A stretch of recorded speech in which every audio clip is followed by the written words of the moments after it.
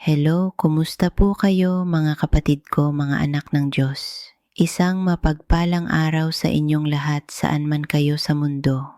Kung ikaw ay nasa Middle East na tirik ang araw o nasa Europa na nilalamig ngayon o nandito sa Pilipinas na lumalaban sa traffic, gusto kong huminto ka muna sandali, huminga ka ng malalim. Ako po ulit si Sister Maria, ang inyong ate at karamay sa pananampalataya. Nandito ako ngayon dahil may gusto akong pag-usapan na alam kong mabigat sa dibdib mo. Alam kong minsan nahihiya kang pag-usapan ito kasi pamilya ang involved. Pero kapatid, kailangan natin itong buksan para gumaling ang sugat sa puso mo. Ang topic natin ngayon ay tungkol sa isang salita na napakahirap bigkasin para sa ating mga Pilipino. Ang salitang no o hindi. Marami sa inyo ang nag-message sa akin na umiiyak. Sister Maria, masama po ba akong anak kung hindi ko naibigay ang hinihinging pang birthday ng pamangkin ko?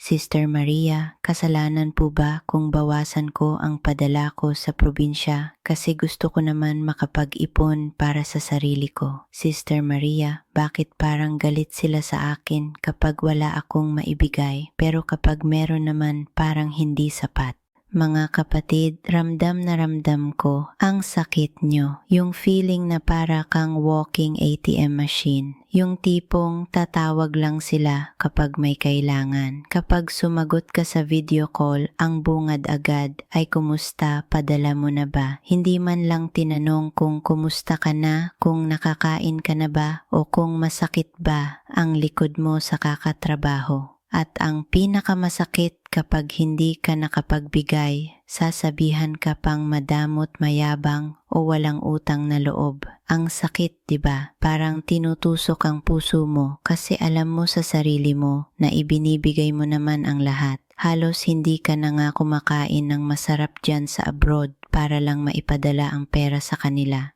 Gusto kong linawin natin ito sa mata ng simbahan at sa mata ng Diyos. Makinig kayong mabuti mga kapatid, hindi kasalanan ang maglagay ng boundaries o hangganan. Uulitin ko po, hindi masama ang humindi kung ang hinihingi ay sobra na o hindi na tama. Sabi sa Biblia, honor your father and your mother. Totoo yan, isa yan sa 10 Commandments. Pero ang paggalang at pagmamahal ay hindi ibig sabihin ay konsintihin natin ang maling gawain. Kung ang perang pinapadala mo ay napupunta lang sa sugal sa alak o sa luho ng mga kamag-anak na ayaw magtrabaho, kapatid, hindi ka na tumutulong, nagiging enabler ka na.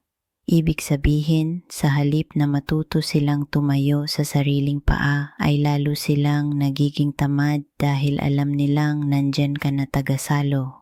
Isipin mo ito, ang pera na kinikita mo ay biyaya ng Diyos. Pinagpaguran mo yan dugo at pawis ang puhunan mo. Ibig sabihin, ikaw ang katiwala o steward ng perang yan. May responsibilidad ka sa Diyos kung saan mo dadalhin ang biyaya niya. Kung ibibigay mo ito sa kamag-anak na gagamitin lang sa bisyo o kasalanan, parang tinutulungan mo na rin silang magkasala. Ang tunay na pagmamahal ay minsan masakit. Minsan, ang pinakamagandang tulong na maibibigay mo sa kapatid o pinsan mo na tamad ay ang huwag silang bigyan para mapilitan silang magsumikap. Alam ko, natatakot ka. Natatakot ka na baka itakwil ka nila o magalit sila. Pero tanungin kita, mahal ka ba talaga nila kung ang basehan ng pagmamahal nila ay pera lang? Masakit man isipin, pero minsan kailangan nating harapin ang katotohanan. Ang Diyos nga nagpapahinga. Nung nilikha niya ang mundo, sa ikapitong araw nagpahinga siya. Si Jesus nung napagod sa paglilingkod, lumayo muna sa maraming tao at umakyat sa bundok para magdasal at mapag-isa. Kung ang Diyos kailangan ng space, ikaw pa kaya na tao lang. Kaya huwag kang makonsensya kung inuuna mo ang sarili mo minsan. Hindi yan pagiging makasarili, yan ay pagiging maingat. Paano ka makakatulong sa iba kung ikaw mismo ay ubos na ubos na? You cannot pour from an empty cup. Kailangan mong punuin muna ang sarili mo para may maibigay ka sa iba. Okay lang na magtabi ka para sa future mo. Okay lang na bumili ka ng sapatos na gusto mo. Deserve mo yan, kapatid. Regalo yan ng Diyos sa sipag mo. Ngayon, para naman sa mga kapamilya na nasa Pilipinas na nanonood nito, sana po wag kayong magalit kay Sister Maria. Ang gusto ko lang ay magkaroon ng peace sa pamilya nyo. Intindihin nyo po ang kalagayan ng inyong anak o kapatid na nasa abroad o nasa malayo. Hindi po sila namumulot ng pera dun. Marami sa kanila ang tinitiis, ang lungkot, ang lamig at ang pang-aalipusta ng amo para lang may maipadala sa inyo. Huwag nyo naman po sanang sumbatan kapag hindi nakapagpadala. Sa halip na hingi kayo ng hingi, kamustahin nyo naman sila. Sabihin nyo naman na, anak, okay lang kami dito, mag-ipon ka naman para sa sarili mo. Napakalaking ginhawa po niyan sa kanila. Mga kapatid na OFW at breadwinners, alisin nyo na ang bigat sa puso nyo. Napatawad ka na ng Diyos sa mga pagkukulang mo kuno. Ang Diyos ang nakakakita ng sakripisyo mo. Siya ang nakakaalam na kaya ka humihindi ay dahil wala na talaga o dahil gusto mong maturuan sila ng leksyon. Valid ang nararamdaman mo. Gusto ko kayong turuan ng isang simpleng dasal kapag nakakaramdam kayo ng guilt o konsensya. Sabihin niyo lang, Lord, kayo na po ang bahala sa puso ng pamilya ko. Bigyan niyo po ako ng lakas na humindi kung kinakailangan at bigyan niyo po sila ng pang-unawa. Tulungan niyo po silang maging responsable. Amen. Huwag niyong kakalimutan na ang pamilya ay regalo pero ang kaligtasan ng iyong kaluluwa at katinuan ng iyong isip ay responsibilidad mo rin.